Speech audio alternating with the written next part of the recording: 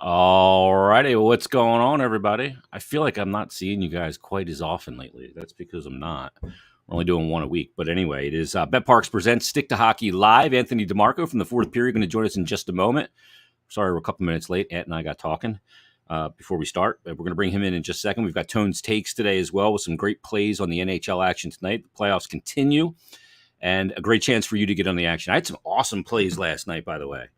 On my card last night, I screenshot these and sent them to a buddy of mine because they were so fucking good. I had Adam Fox at least 2 points plus 360. Artemi Panarin at least 2 points plus 295. Artemi Panarin to outscore in points. Nikita Kucherov at plus 140. And how about hitting the Rangers over 5.5 and on the money line a parlay at plus 330? That's the kind of shit you can do on the Bet Parks app. So get it. The Bet Parks app, casino and sportsbook app, it is fantastic. I am not like a savvy guy technologically.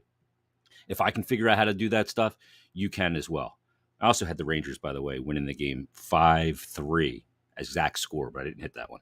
But that would have been a huge, I was plus 3,300, I think.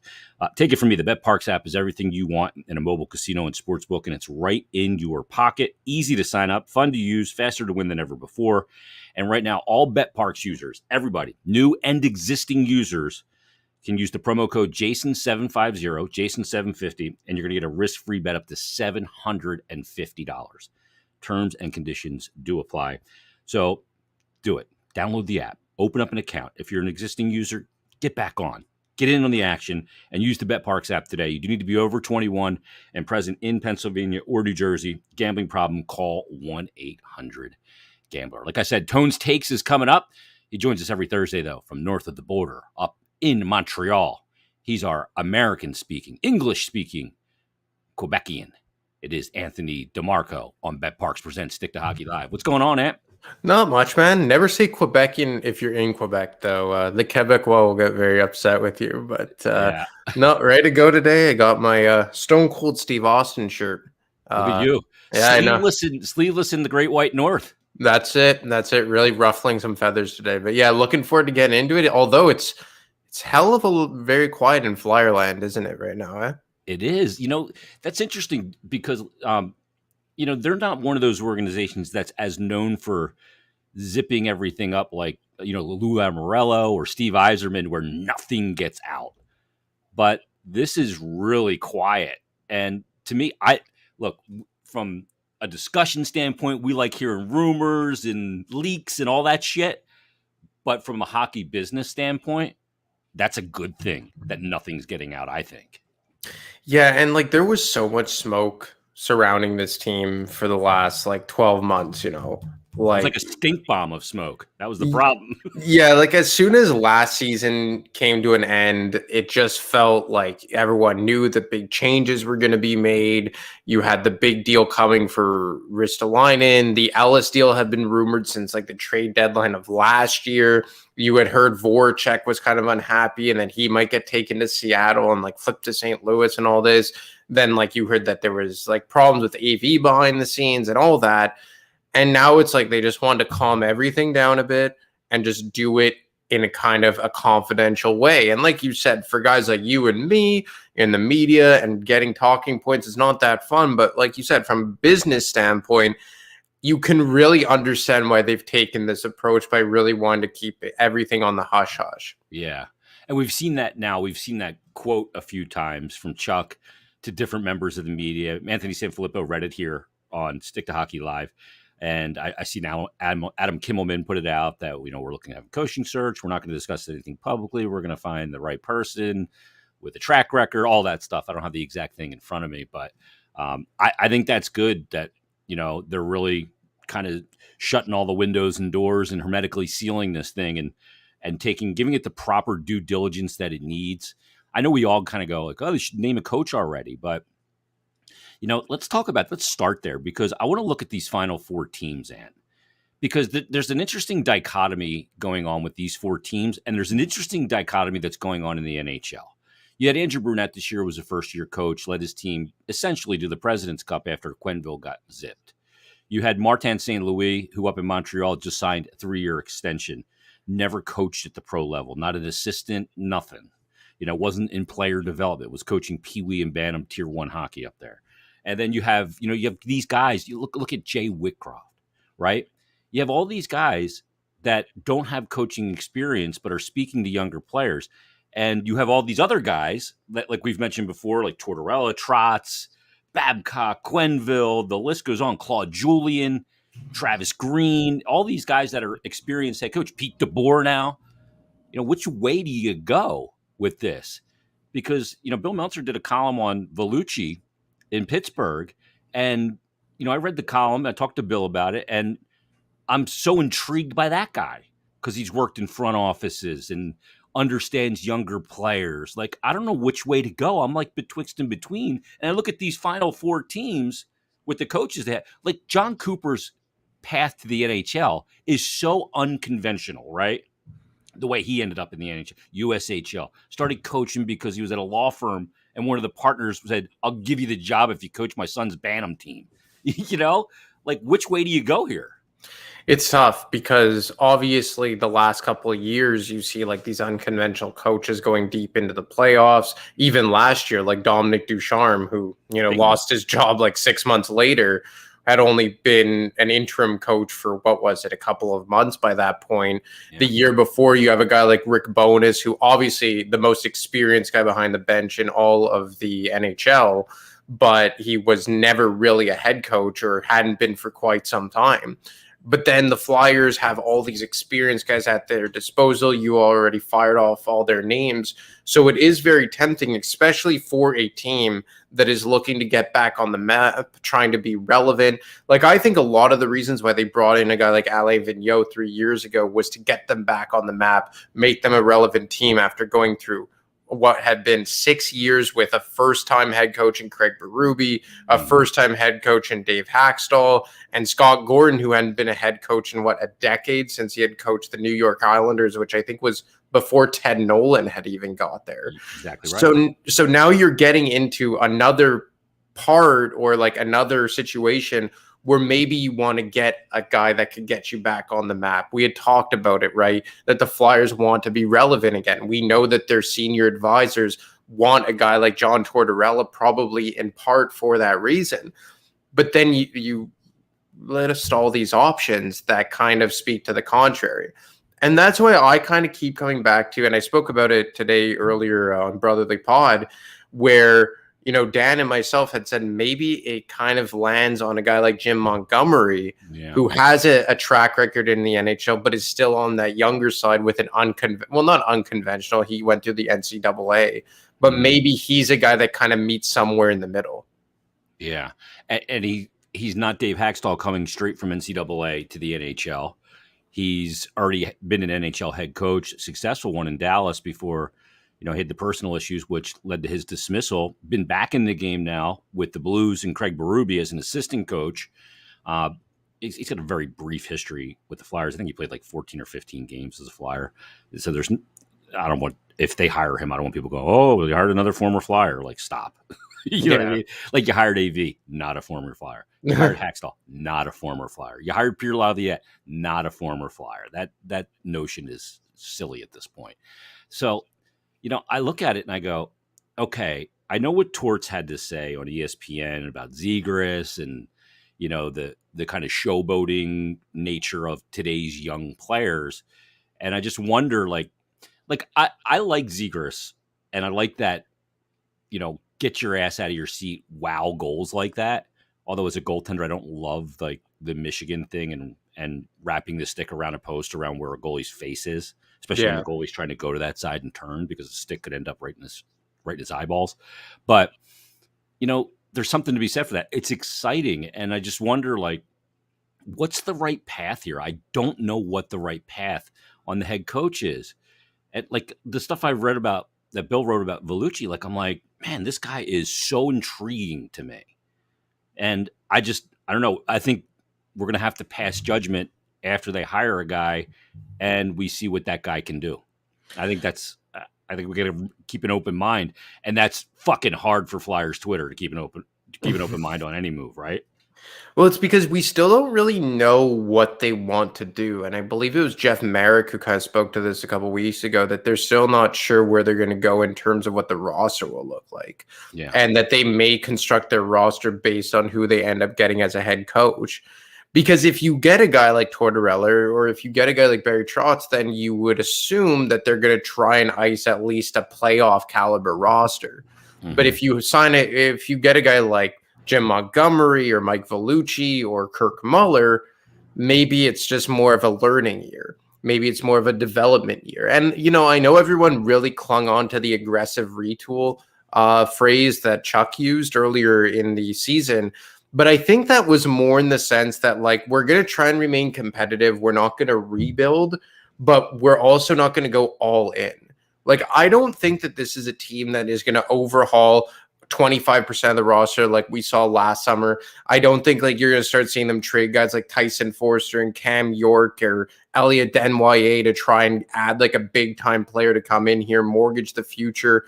Like when Chuck referenced 2019, the summer of 2019, what I took away from that is like you're going to try and add NHL caliber players without sacrificing the future. And he signed Kevin Hayes, gave up nothing for him except for, I think, a draft pick and a prospect to acquire his rights from the Winnipeg Jets. Yep. You traded Radko Gudas for Matt Niskanen, and you traded a second and a third for Justin Braun. And I think that's kind of like what we're going to see. Like, I think you're going to see a defenseman added, and I think you're going to see at least an attempt to add a top six forward.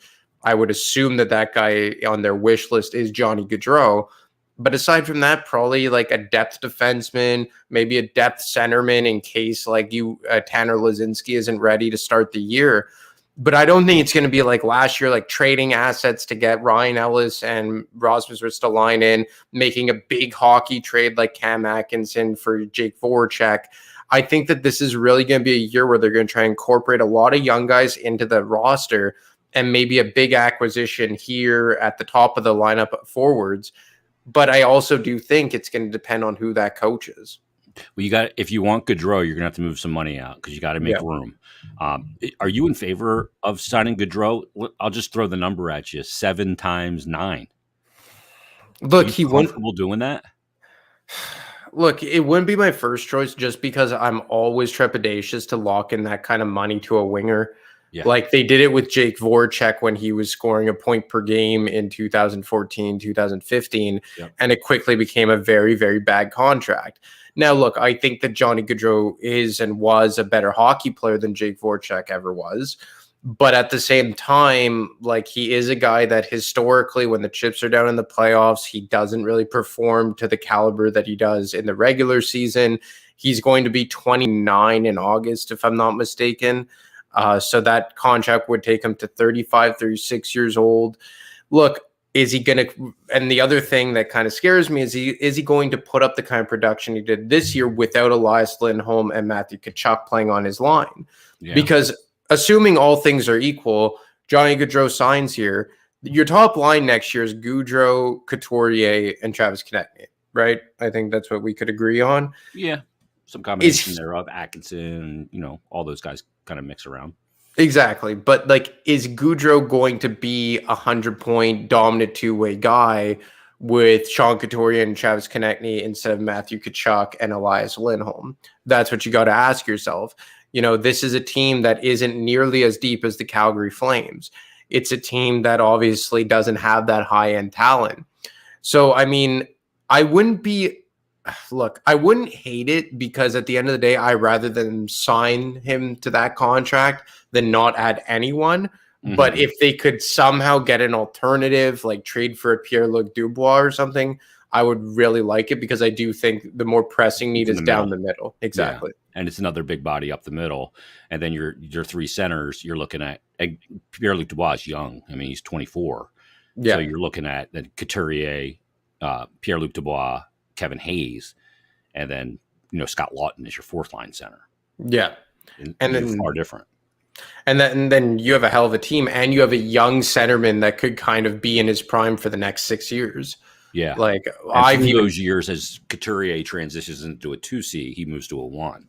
Exactly. And it kind Yeah. of gives you like a nice bridge there to, if you can, let's say you draft like a Matthew Savoy with the 5th overall pick this year, it gives you some time for that guy Yeah. to develop and come into that role, even if it's 3 or 4 years down the road from now.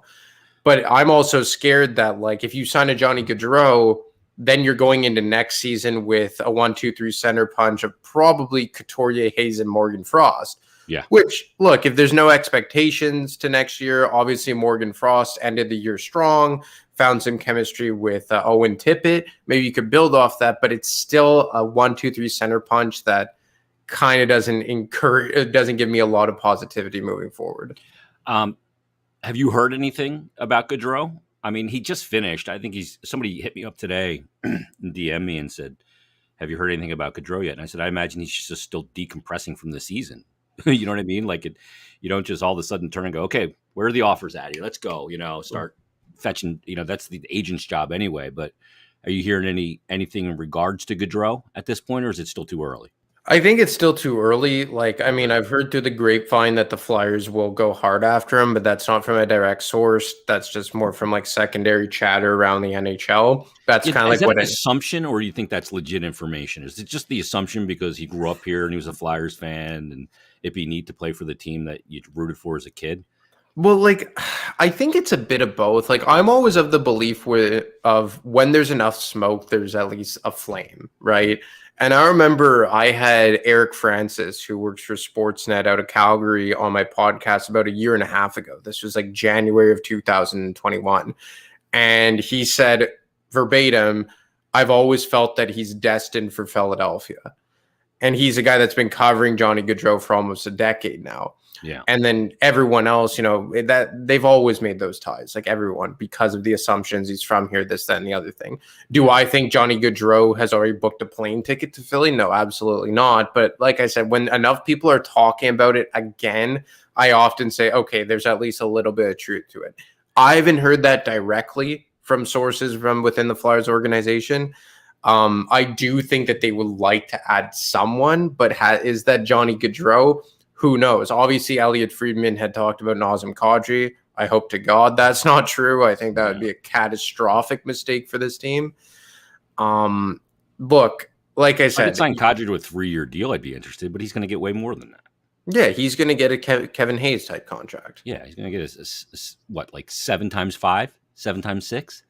You mean AAV?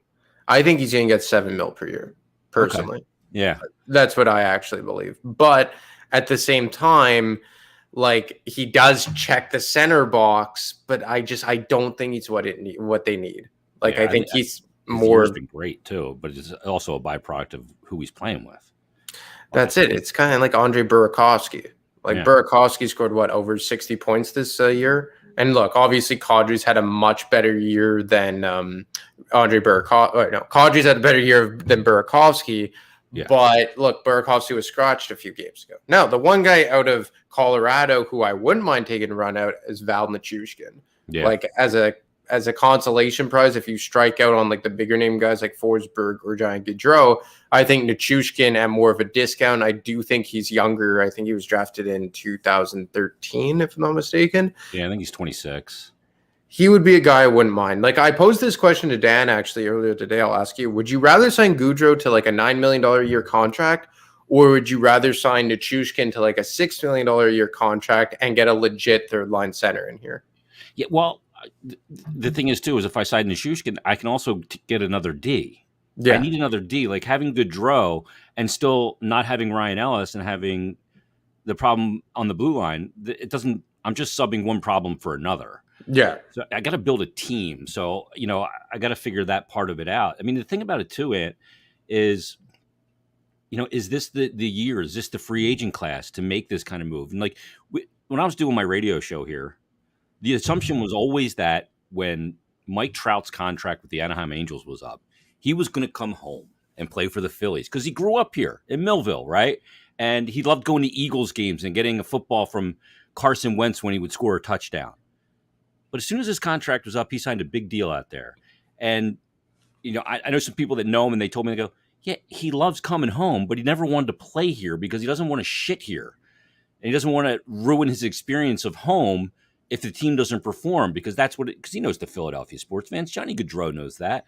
I think a lot of people are drawing this parallel because they think that because we're from here, like everybody's chomping at the bit to be a pro here. I think that's bullshit. I don't. If you're from here, you're probably going, maybe I shouldn't. You know what I mean? Because I know what it's like to play there because I was a fan there. Well, like it's the same concept of, here growing up in Montreal, like Vinny Lecavalier wanted nothing to do playing Montreal. Yeah, Briere either. Briere shut the door. He eventually went there for one season, but like in his second to last year of his career. So like, yeah, I absolutely agree. Like, look, I do like, because like I said, that there's a lot of smoke around that. I do believe it to some point, but I don't think it's always been like a slam dunk that he'll eventually go back. And then you also can't take New Jersey out of this because isn't he from technically New Jersey? Yeah. So look, like Devils fan, but yeah. Yeah, and then like you look at him that he still hasn't won a cup. He probably has, let's say, 3 or 4 years left in his prime. If you're looking to win a cup in the next 3-4 years, are you going to New Jersey or are you going to Philadelphia? Yeah, I think it is kind of more or less. I'm not going to either. To be exactly. honest. Well, well, let's just play on the assumption that it's between Philly and New Jersey. Yeah. Maybe he says, I'll take my chances playing with Jack Hughes. Yeah. As opposed to Sean Couturier, who's coming off back surgery, and Kevin Hayes, who's coming off all the injuries that he was. Yeah. So it's tough. It really, really is tough. Yeah. I mean, watching these playoffs, like, and I get this happens every year when you watch the playoffs and you watch these two teams and you see the speed and the intensity that they're playing with, and you look at your team and you go, God, we are so far off. But you're only so far off because you weren't in the playoffs. Like everything is ratcheted up in the playoffs. Were people saying that heading into the 1920 season? Oh my God, we're so far off. And then all of a sudden they go to the bubble and they win those first 3 games against Tampa, Pittsburgh. Who was it? Tampa, Boston, and Washington. Washington, yeah. And they go 3-0, and I'm getting DMs from people going, "Oh, they're gonna win the cup." I'm like, settle down. Those games didn't mean shit, right? But it looks that way until you are one of those teams. You feel like you're light years away, but you're not nearly as far away as you think because things change really quickly. The Gaudreau thing I think is fascinating. But again, to take this kind of full circle, it kind of goes back to where we started. Like, where are they going with the coach thing? What's the part of it what's that part of the equation? And I mean, do you think we're going to get some resolution to the coach thing here in the next calendar week? By the time we convene next Thursday, is Barry Trotz going to be under contract with the team? Because I think that's the first card to fall. Yeah, like I think that's the first domino that has to fall because I think that a lot of teams are prioritizing him as their number one. Like I ultimately, and again, this is more speculation than anything, but I am still under the belief that he will ultimately end up in Winnipeg because I think that there's the door open for him to have a management role there in the future. Just because, Chevy's been there for so long. Chevy already holds executive position right under Mark Chipman, who's like their CEO or representatory owner. And I don't know that Chuck is going to want to hire a guy whose ultimate goal is to maybe take your own job. Especially when you have Briere in the wings. Exactly. You have Briere in the wings. You just hired a guy like Alan McCauley, who's working that front office. Yeah. You still have Brent Flair, who heads like your entire draft division, kind of oversees the Lehigh Valley Phantoms in a way too. Like, I just don't think the Flyers want to add another guy who potentially wants to get into that front office. And I think Vegas is in that same position too with Kelly McCrimmon. Yeah, exactly. And you have what's his name, George McPhee over Kelly McCrimmon. Yeah. And they've kind of been riding shotgun with each other since Vegas, first opened up in 2017. Yeah. So, like, I was told last week that the Flyers were still several weeks out. So we're 1 week in. I would assume that within the first couple games of the Stanley Cup final, we'll get a coach here. Yeah. But I do think it kind of depends on Barry Trotz because I do think that even if it's just for optics, I have a feeling that the Flyers won't hire a coach before Barry Trotz makes his decision. Until he falls, yeah. I agree with you on that, too.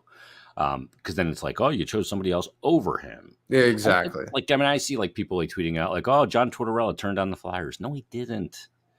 Nothing is going to be done until Trotz makes a decision. He's at the top of pretty much everyone's list.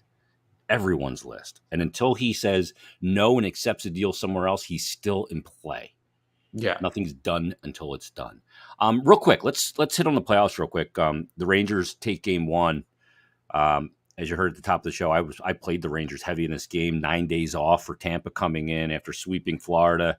The Rangers went to 7 again. They're facing their first legitimate goaltender of the playoffs in Vasilevsky, but they touched him up good. They put 6 by him. You think the Rangers have a shot in this series, or is this just kind of a game one thing? I'm not ready to say the Rangers win the series yet, but last night was impressive.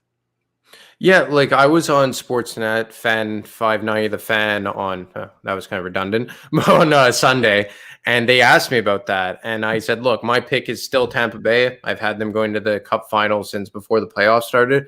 But when you have a guy like Igor Shesterkin in the net to counteract Andrei Vasilevsky in the other net, you always have a chance. And that's kind of what we saw last night. Obviously, Vasilevsky did not play well, or up to his standards at least. I think they said on the broadcast he let in more goals last night than he did it during the entire series against the Florida Panthers. Yep. But look, the Panthers 6 last night. Yeah, but we also saw this happen in game one against the Toronto Maple Leafs too, where the Leafs kind of ran the Lightning out of the building. So I am still banking on the Tampa Bay Lightning. This is a battle-tested team. Games like this don't seem to rattle them. But yes, do the Rangers have a chance? Absolutely. Obviously, we saw some rough stuff to end the night. When you have guys like Barclay Goodrow and Ryan Reeves and K'Andre Miller on the back end, like that's a team that's very tough to play against. Probably the only team, Trouba, probably Ryan Lindgren too. He's a tough guy as well. Like, probably the only team that could step up to Tampa in that toughness department against guys like Pat Maroon and Nick Paul and the monsters they have on the back end. Like, I'm still picking the Tampa Bay Lightning just because I've seen this script before, most recently in game one against the Toronto Maple Leafs. But like I said, when you have Shesterkin in the net, you always have that chance because he is an X factor. No doubt about it. Totally agree. The Avalanche Edmonton series game 2 will be tonight. We got 14 goals in game 1. Goaltenders back up, but we have the situation now with Kemper being out and Francouz getting the start. And I guess they're going to go back to Mike Smith with Edmonton, although I would maybe lean towards Koskinen here. Does this series get evened up tonight? I think so. Look, I do too. I picked Edmonton in 7. I kind of went out on a limb there because I wasn't confident in Colorado's goaltending being all that much better than Edmonton's goaltending. And obviously they were marginally better in game 1. Kemper won't go tonight, to your point. I don't have a lot of confidence in Francouz. I think his playoff save percentage over his career is 8.899, if I'm not mistaken. I know Woodcroft left the door open as to who would start the game tonight. I assume he's going to give Smith one last kick at the can. I'm with you that I would go with Koskinen. I think that'd be the better choice. I just think that you can't count on Smith. I think he's way too unpredictable. Yeah, I know that even down at this point too. I mean, the guy is almost 41. Exactly, and I know that he had good underlying numbers through the first through the first round against the Los Angeles Kings. But when you watch him play, like, you're a goalie, right? Like, is it not like almost every save seems like an accident or a challenge for him? Yeah, it's very not under control. Yeah. Everything looks like it's flying everywhere, like he's not quiet as a goalie at all, and it looks like everything is almost desperation mode. Yeah. He's way too busy in that. Yeah. I just don't know that against that team with what they can throw on you and the way they can transition from what seems like, a spot in the game where they're not threatening to being threatening like that. I think that's just tough for him at this point. So, yeah, it'll be interesting tonight to see if that series gets evened up. But there's a lot of firepower on that ice. Holy shit! It's a fun series. Yeah. Really fun series. Yeah, if you like offense, that's the one. All right, Ant. We'll see what happens over the next calendar week. This coaching situation. I think we're getting closer. We are getting closer. But I think so. I wouldn't be surprised if by next week when we do this show, there's a coach named. All right. Well, we'll break it down. All right, man. Looking forward to it. The ground. And thanks for doing this as always, brother. We'll talk to you next week. Yeah, man. Take it easy. There he is, Anthony DeMarco from the Fourth Period, TFP.com. We take those off there. And we appreciate him coming on as always. Let's get to a little something. We'll get you somewhere to put your money tonight on the Bet Parks app. little something we call Tone's Takes.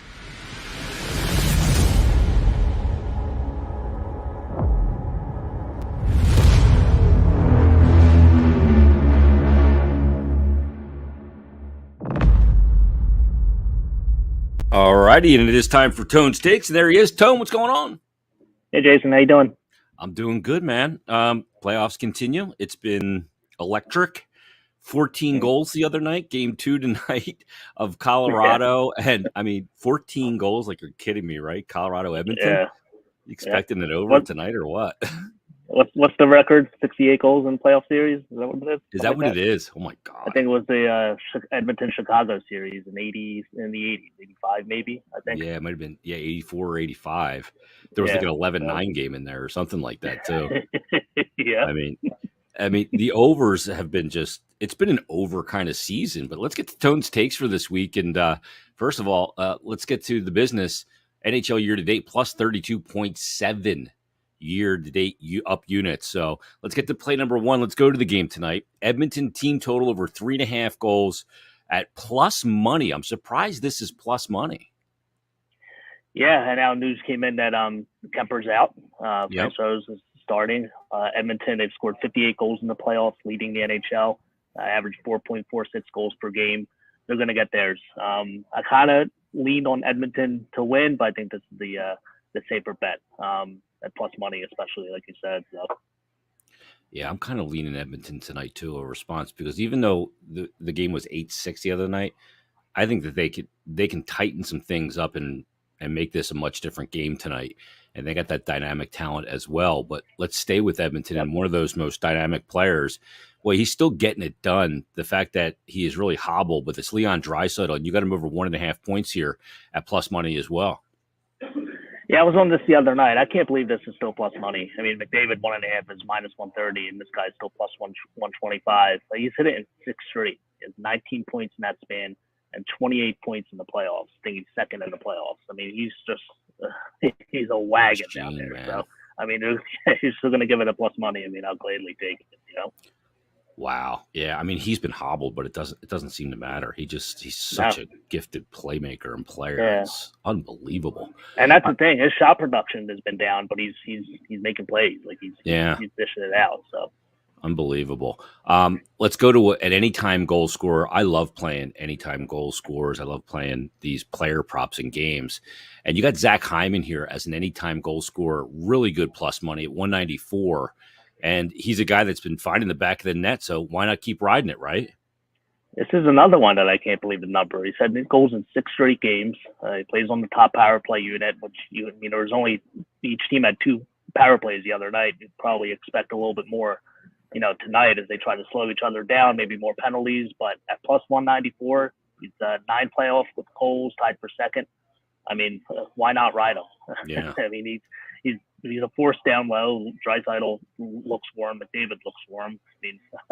Can't pass this price up either.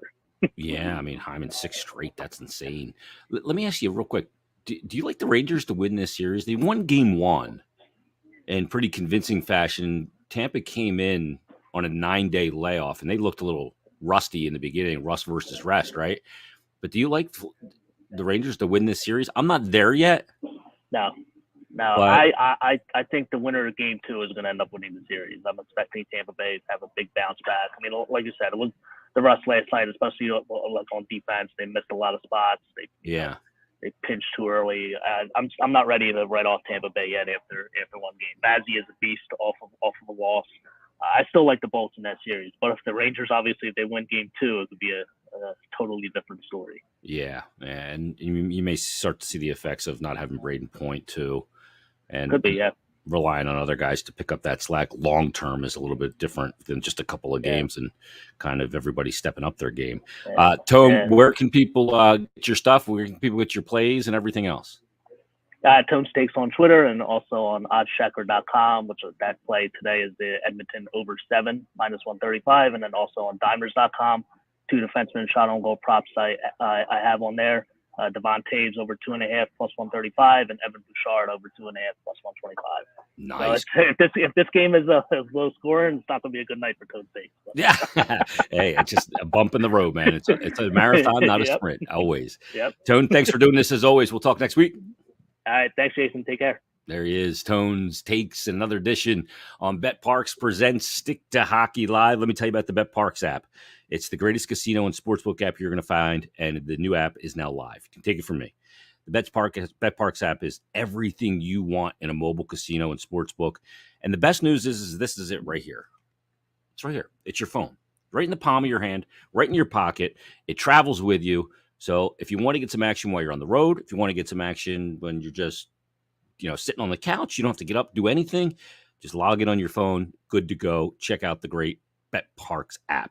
And right now, all BetParx users can use the promo code JASON750, JASON 750, and that'll get you a risk-free bet up to $750. Terms and conditions do apply on that. So again, use the promo code JASON750 and you get that risk-free bet up to $750. Easy to use, fun to use, faster to win than ever before. So download the new BetParx app today. You do need to be over 21 and present in Pennsylvania or New Jersey. Gambling problem, call 1-800-GAMBLER. All right, everybody. Thanks for watching. Thanks for listening to this episode of BetParx presents Stick to Hockey Live. We'll keep our ear to the ground on the latest news and notes with the Flyers and the NHL, the coaching search, and much more. Thanks to Anthony DeMarco. Thanks to Tone Stakes. And thanks to you. We'll talk to you next week on another brand new edition of Stick to Hockey Live. Have a great day. Have a great weekend, everybody.